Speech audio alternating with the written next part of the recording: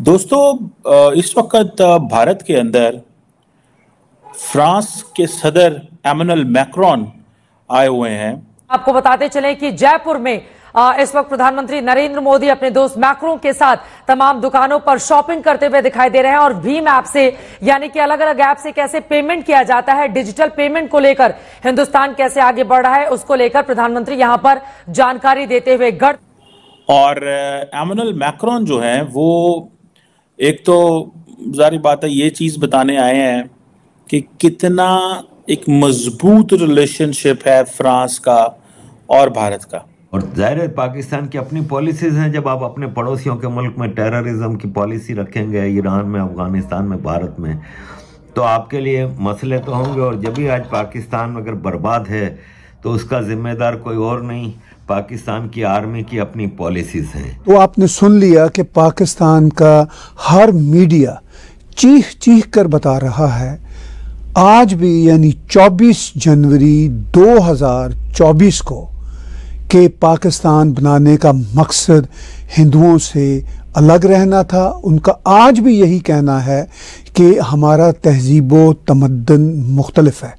तो जब अब ईरान और भारत के साथ तो मामला पता ही है हमें, अफगानिस्तान के साथ मामला कभी भी पिछले 2 साल 2.5 साल में, जब से अफगानिस्तान में तालिबान सरकार आई है 14 अगस्त 2022 से 2021, तब से ये मामला बेहतर नहीं हो पा रहे।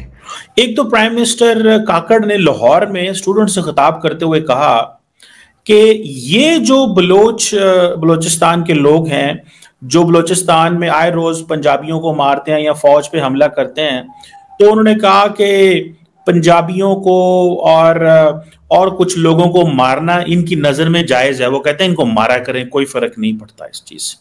हैं जो हर दूसरे महीने अमेरिका पहुंचे होते हैं, यूरोप पहुंचे होते हैं, उनसे भीख मांग रहे होते हैं। सिर्फ आर्मी चीफ ही नहीं, पाकिस्तान के तमाम लीडर भीख मांग रहे होते हैं। लेकिन अगर आप इसके साथ साथ देखें, जो सबसे इंपॉर्टेंट चीज है वो है road show, Modi Macron road show Jaipur के अंदर।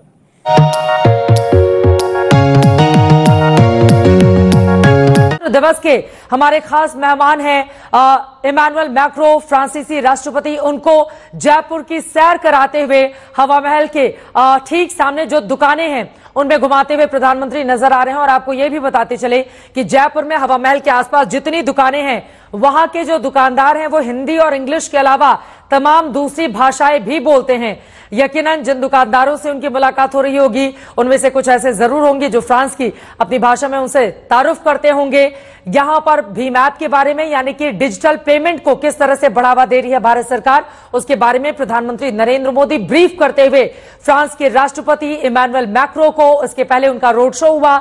ये बहुत इंपॉर्टेंट डेवलपमेंट है। मैं इसको क्यों समझता हूं, देखिए, एक साउथ एशियन कंट्री के अंदर फर्स्ट वर्ल्ड के प्रेसिडेंट का सड़कों पे इस तरह घूमना with a lot of crowd, that has a lot of meanings. इसके बड़े मीनिंग्स हैं। ये कोई आम चीज नहीं है।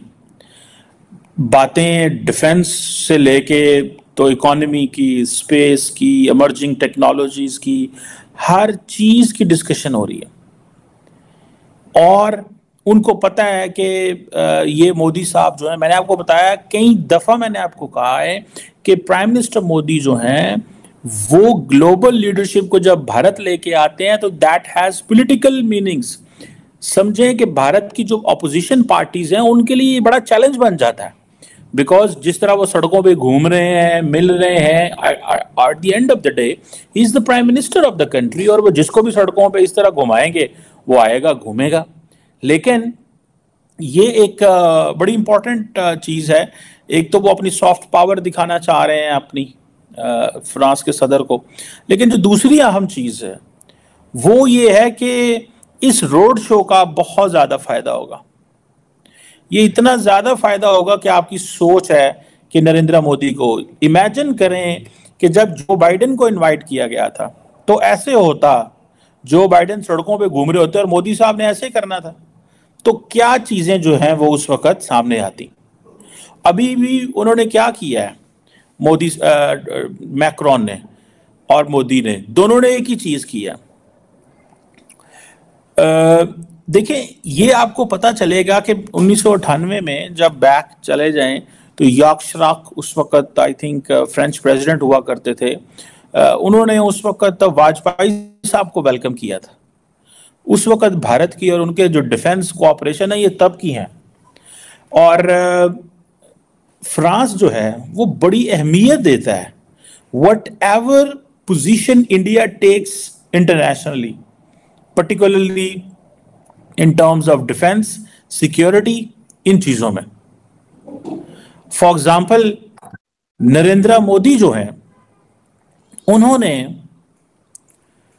और उनकी गवर्नमेंट ने कनाडा और अमेरिका के हवाले से बड़ी मुश्किल में रही हैं, क्योंकि इधर आज बाइडेन को आना था, लेकिन वो जो पन्नू का इंसिडेंट हुआ, बाइडेन नहीं आए बिकॉज उन्होंने सोचा कि ये ज्यादा थोड़ा सा हो जाएगा, तो वो ना आए।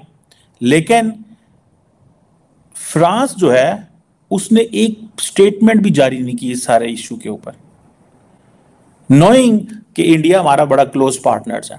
और फ्रांस ने अमेरिका की साइड नहीं ली, कनाडा की साइड नहीं ली। ये बड़ी इंपॉर्टेंट चीज है। गई थी। अब 10 दिन बाद वो तोरखम बॉर्डर खोला गया है, क्योंकि आफ्टर ऑल ये भी ईरान पाकिस्तान की तरह पाकिस्तान आर्मी की स्मगलिंग का एक बहुत बड़ा जरिया है। यहाँ से जितने ट्रक जाते हैं, चाहे वो लीगल ट्रेड है कि इलीगल है, उसका भत्ता पाकिस्तान आर्मी के ऑफिसर्स वहाँ पे लेते हैं दोनों तरफ के ड्राइवर से। और अक्सर ऐसा भी हुआ है कि छोटा मोटा कोई कागजी कार्रवाई में कमज़ोरी हो किसी अफ़गान ड्राइवर की या पाकिस्तान के ड्राइवर की, तो उसका सारा सामान, सारा चीज़ें भी जब्त कर ली जाती हैं। मतलब डाकू हैं साले, चोर डाकू हैं, अपने ही लोगों को लूटते हैं। अब सिचुएशन ये आ गई है कि अफ़गानिस्तान पाकिस्तान का बॉर्डर जो बाजोड़ कुन्नड़ बॉर्डर है, बाजोड़ पाकिस्तान साइड पे है, कुन्नड़ अफ़गानिस्तान की साइड पे है, उसका जो बॉर्डर है उस पर तालिबान के फौजियों ने अचानक पाकिस्तान आर्मी के ऊपर हमला कर दिया और जवाब में पाकिस्तान आर्मी ने भी फायरिंग की। तो ये कंटिन्यूस एक डिस्टर्ब्ड बॉर्डर चल रहा है और हम उम्मीद करते हैं कि पाकिस्तान की अफ़गानिस्तान से एक फुल फ्लेज जंग हो जाए। तो ये जो पाकिस्तानियों को भी जो बहुत ज़्यादा मान और वो रहता है ना अपनी फ़ौज के ऊपर का, देखो हमने ईरान को हिला दिया,